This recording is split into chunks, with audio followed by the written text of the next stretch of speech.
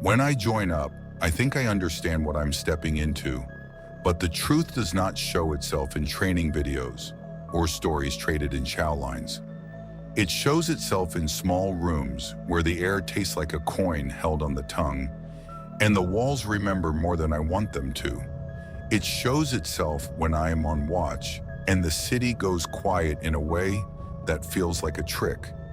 It shows itself as a thing I cannot name, even though I try to, even though I push words at it to make it smaller.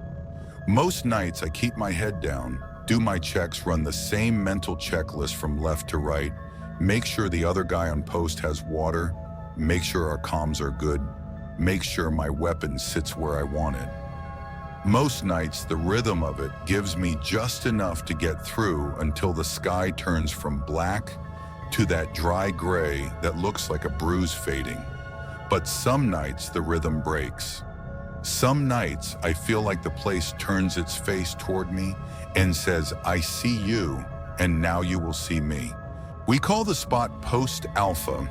It is inside an Iraqi police station that looks ordinary until you walk past the first room and start noticing details that do not belong to any normal day. The front office is stuck in time like a faded snapshot. A desk pushed against a wall, a holding chair with restraints fastened into its metal bones, an old corkboard with yellow edges where paper once hung, a water cooler with a cracked spigot that drips into a bowl painted the color of hospital walls. When I first step through the main door, I think it smells like a garage after a long day. Then I catch it neat and uncut. The metallic breath of old blood is thicker than the air itself. It clings to the back of my throat, and no matter how many times I swallow, I cannot get rid of it. We clear the booking room and move down a hallway that looks longer than it can possibly be. The paint is that strange green-blue I associate with basements and old-school hallways. It is chipped at hip height where hands must have grazed by over and over. The floor has a slope so slight I would not notice it if I were not listening to the way my boots strike. At the end of the corridor, there is a doorway on the left where the ceiling rises a foot or so. Inside waits what passes for a shower room, except the walls wear iron hardware where wrists would go. The shackles are black with age. The chains make a dry little rattle when the draft moves through. Hair clings to the drains. There are stains that do not belong to rust pooled around each grate. The smell is heavier here. I breathe through my mouth and still taste it. Every detail in that space announces itself, even in the dark, like a hand pressed against my chest. The first time I pull watch here with Jim, the air has that early deployment chill. We settle into the long hours the way we always do. We split the sectors. We trade small jokes. We count down in our heads. We do not talk about the room at the end of the hall, even though I know he is thinking about it too. Sometime after midnight, I hear it. It starts like a voice far away and rolls up on me until I can make out words that I do not understand. Arabic by the sound, but I do not need a translation. Pain translates itself. Whoever is speaking sounds like the words are cutting their way out. There is a wet gargle at the back of the throat, and with every gasp I feel the urge to cough, like the sound itself is catching in me. Jim turns eyebrows up, and I nod before he even asks. We call for rovers. I expect a couple of boots with wide eyes. Instead, a sergeant and a lieutenant come in. The screams stop like someone threw a switch when they step through. For a second, I think I imagined it. I can see the doubt on their faces, and I hate that it matters. Then it starts again. The sound jumps out of the building so hard the lieutenant actually flinches and says almost under his breath, "What the hell was that?" The sergeant gives him a sideways look. The lieutenant looks at me. He picks me to go with him. Jim tosses me his Benelli, and I rack my head around the thought of close quarters and buckshot. and a room with a long echo where I know the sound will bounce, and I will have to keep my flinch in my back pocket. We sweep the booking office. Nothing. The long hallway is worse, like a tunnel where the air is heavier than it should be. With each step, I feel a pressure settle across my shoulders. I cannot describe it the way it deserves. It is more than cold. It is like the air remembers something and is pushing that memory into my skin. I look back, and the lieutenant's face tells me he feels it too. We stack on the left of the doorway. I nod and he nods. And then I am first in because I have the shotgun, and that is how it goes. The light from my barrel cuts through the dark. The room is long and narrow, ceiling-high walls, sweating a thin film of damp. I trace from left to right, pass over the glint of a shackle ring, the slick of tile where water has pooled and turned to film the drain with its ugly fringe. I get to the far back corner and stop. Eyes red and high. It is like they are floating 8 feet up far back, strange and still, like someone painted them in the air, and my light keeps sliding off. Something around them is darker than the dark I am used to. I would not have believed that exact feeling existed. I stand there with the light on it, and the light does not land. A little breath comes out of the black, a wet exhale that hits my face warmer than the room, which is cold now, from neck to ankle. I smell something like copper, and something like wet dog, and something like a new coin rubbed hard. Everything in me says move. I do not shout.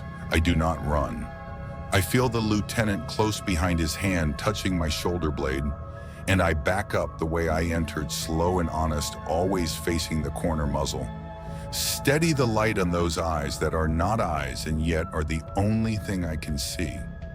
My lips move, but I am not making a report. I am saying the only thing I have said since I was a kid, when I felt small. I ask for help in a whisper meant for a different room. We make the doorway, and my heel finds the hallway without me looking. We clear the hall in a controlled slide and hit the front room, and then we are outside where the air feels wrong in a new way, because it is normal again. On the way back to the post, the lieutenant keeps quiet until the door closes. Then he looks at me for a long second and asks, "What was that?" I shake my head and tell him I do not know. What I am thinking is not a thing I want to say to an officer in a war zone at 2 in the morning. He nods once, like he gets it, or like he does not want to hear any word I would say if I tried. He tells me to report the building clear and the source of the screams unknown. I do what he asks. I tell Jim to keep the showers at the end of the hallway off his list for the rest of our time here. The next day, someone says the lieutenant got sent home for a family emergency. I never learn what that means. We keep pulling shifts in that place. The longer we stay, the more it feels like the building pays attention. Sandbags that take 2 hands to lift slide over with a thump when no one is near. A dark shape in my peripheral vision around the front gate moves like a person until I turn and see there is no one there. Doors shut with a force that makes dust jump. We check the latches and find nothing broken. We check each other's faces and try to be funny about it. The jokes work for a few minutes at a time, then quiet returns with that stiff feeling like walking into a room where the conversation dropped just before you entered. Everybody pretends it is fine.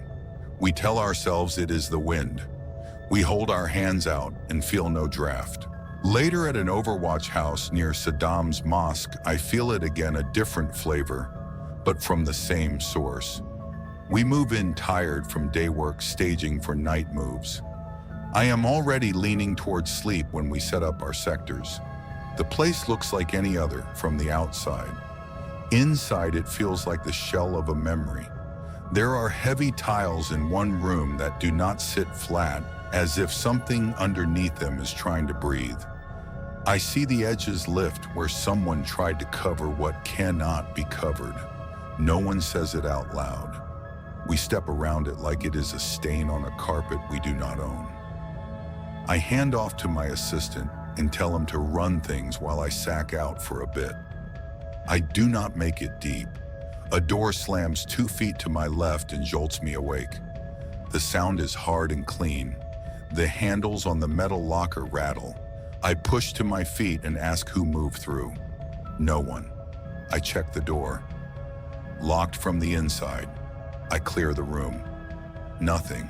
I give up on sleep and take the stairwell with a buddy. We sit with our backs close enough to speak without turning. He watches a window that looks over the street. I watch down the stairs. The night wind goes through the palms and makes that rattling that always sounds like whispering when it is late and you are tired. We are mid-sentence when a woman crosses the floor below us. She steps out of one room and passes across the open space to another, like she lives there, and is late for something ordinary. Her hair is long and black. Everything else is white. Not dirty white, not sand white, not the mismatch of a sheet pulled across furniture. It is bright white like a light inside it. She does not look up the way a person would do if she felt us watching. She moves and is gone.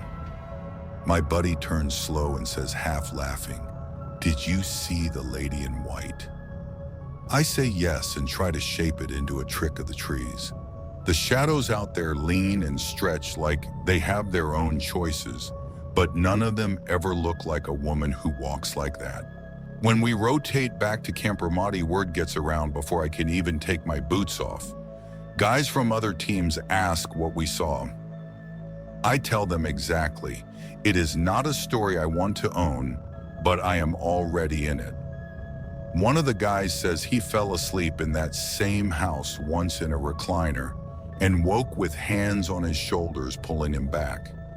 He looked up into a face without color, except for white eyes that fixed on him like nails. He ran out without breath in his chest and told the radio operator he was stretching when they bumped in the hall. The gate guards say they kept feeling someone touch them lightly from behind, as if a person were trying to pass in a narrow space.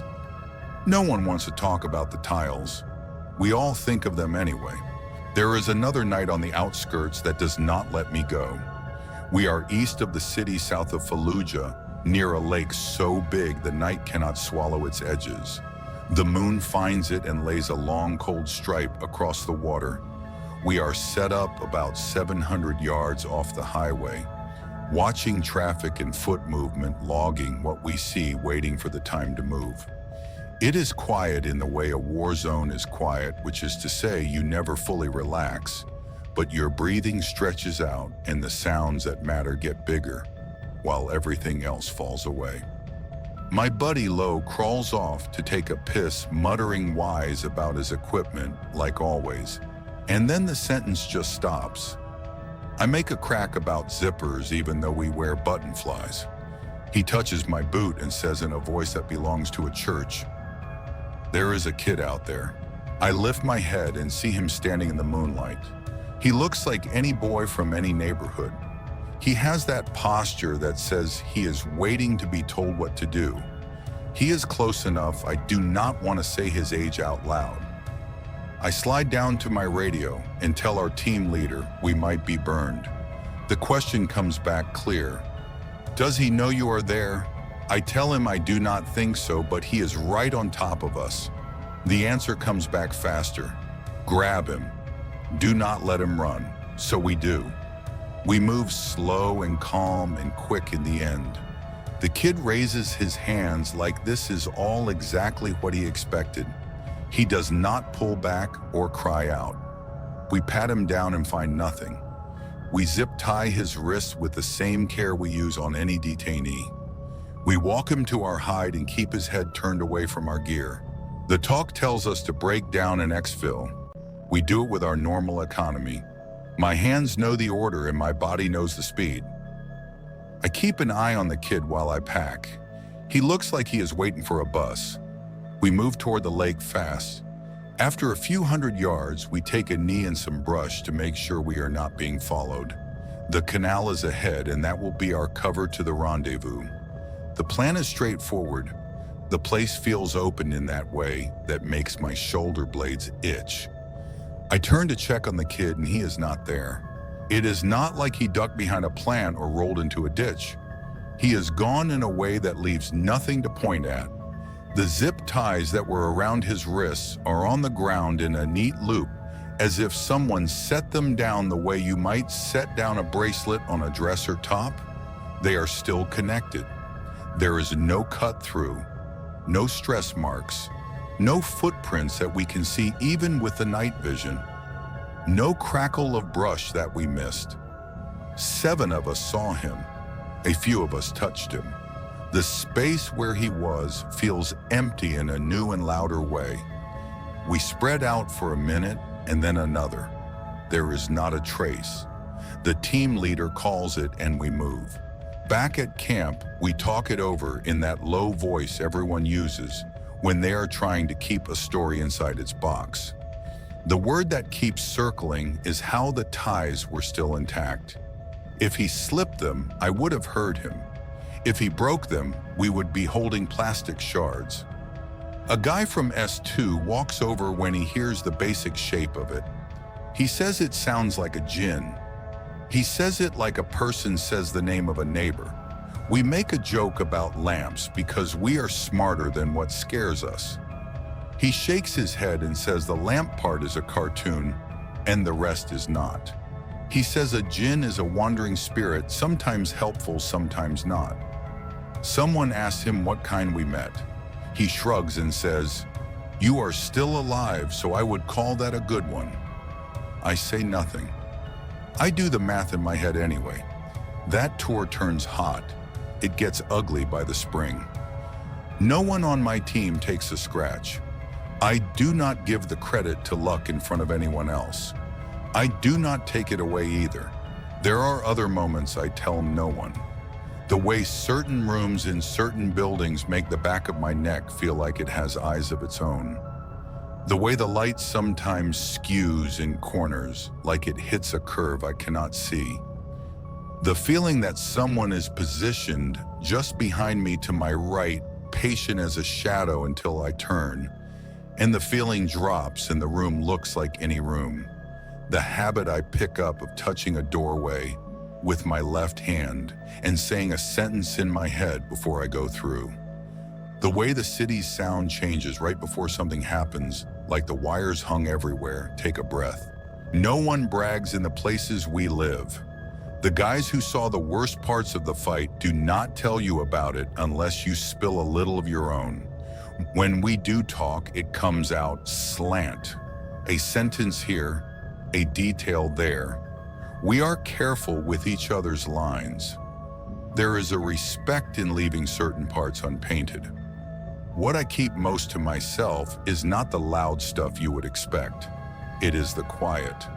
The voice that keeps saying his words through a mouth too full of blood in a room built for cleansing that never cleaned anything. The woman in white who moves across the floor like she is late for nothing at all. The kid in the moonlight who lets me hold his wrist, who walks with me like we are going to the same place, who disappears without bothering the air. When I try to understand any of it, my mind goes to simple places. I tell myself fear has a shape and I was wearing it. I tell myself the brain fills gaps. I tell myself a long night will rewire a person. All of that is true enough, but the memory does not fade the way a bad dream fades. It sits steady like a building I can return to and walk through in any light. In that shower room, I know what my flashlight did. I know the beam should have cut the dark. I know how the edges of the light look like an outline of a thing that was not a wall. I know that warmth on my cheek, the breath that did not belong to either of us. I know the look on the lieutenant's face.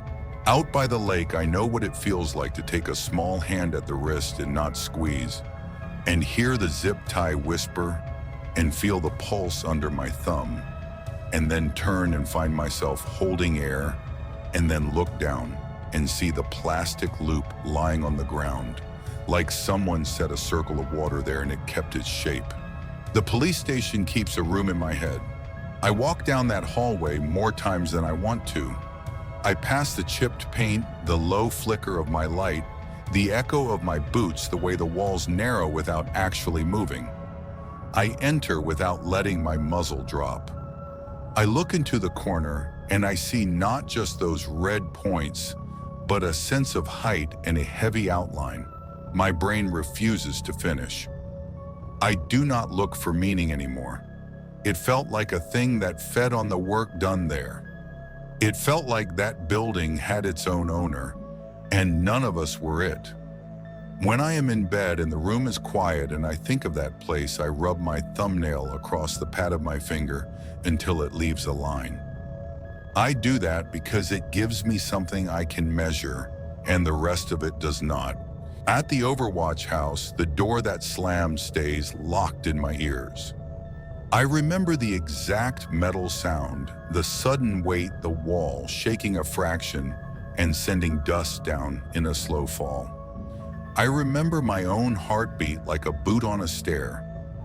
I remember stepping onto the landing and seeing the white sweep across the floor below and feeling nothing like I expected to feel. I did not feel terror then. I felt the same thing you feel when a train slides by and you stand close enough to feel the wind off it. It is not a threat. It is a statement. She walked the way a person walks when they know the space belongs to them and we are passing through. I did not speak her name because I do not know it. I did not speak at all. We all carry different parts of the same place.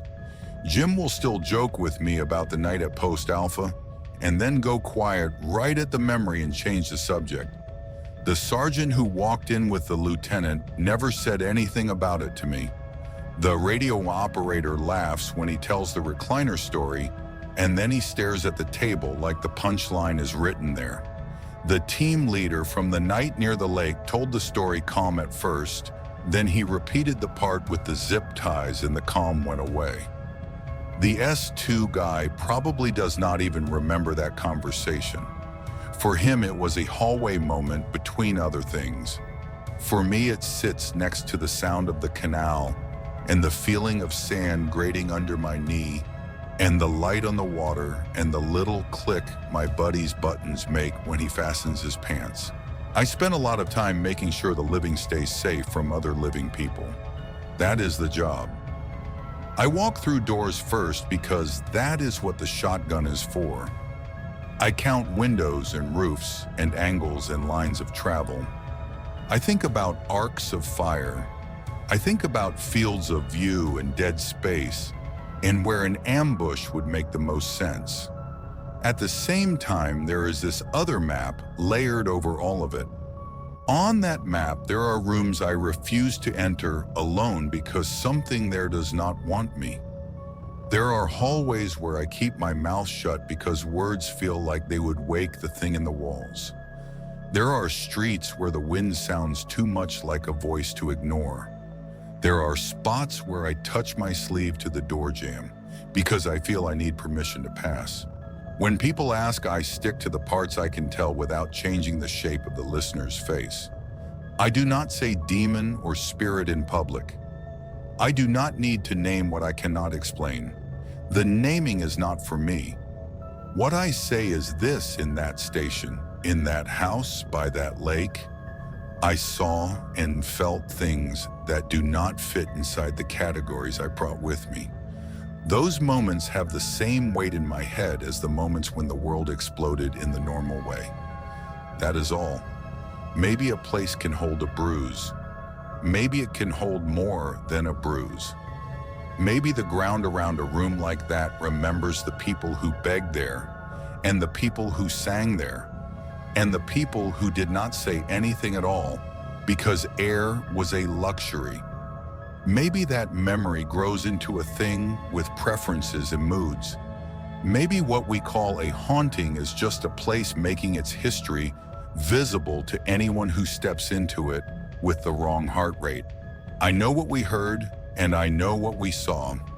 I know how a scream can carry through concrete and change pitch when it crawls under a door. I know how a set of eyes can exist without a face if a room decides to make a point. I know how a woman can cross a floor without moving air the way a person would do. I know how a boy can stand in the open like he wants to be found and then remove himself from the world so cleanly the earth has nothing to say about it.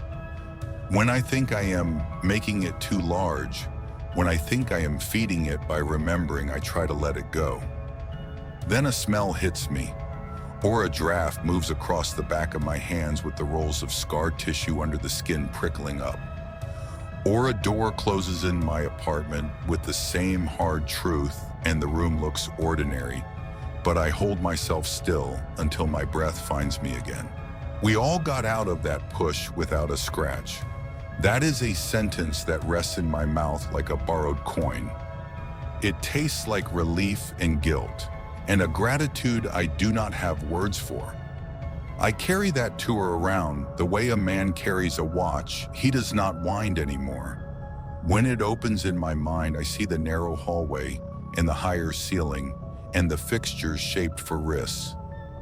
I see the lady in white go from one doorway to the other, and I know that we were the ones passing through.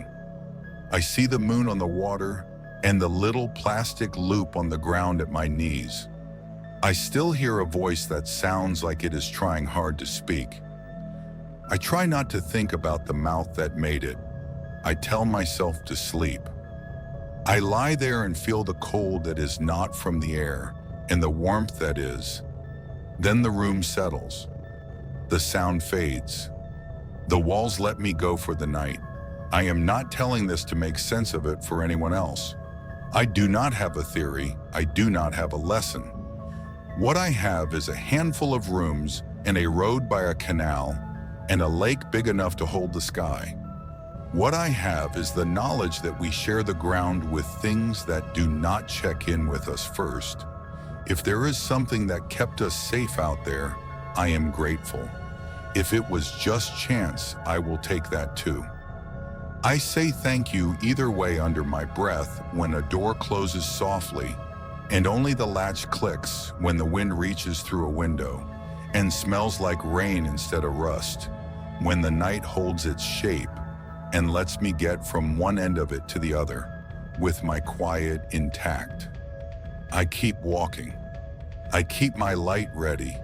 I keep my voice low and my eyes open. And when the air changes, when the room decides it wants to be more than a room, I remember how to back out without turning around.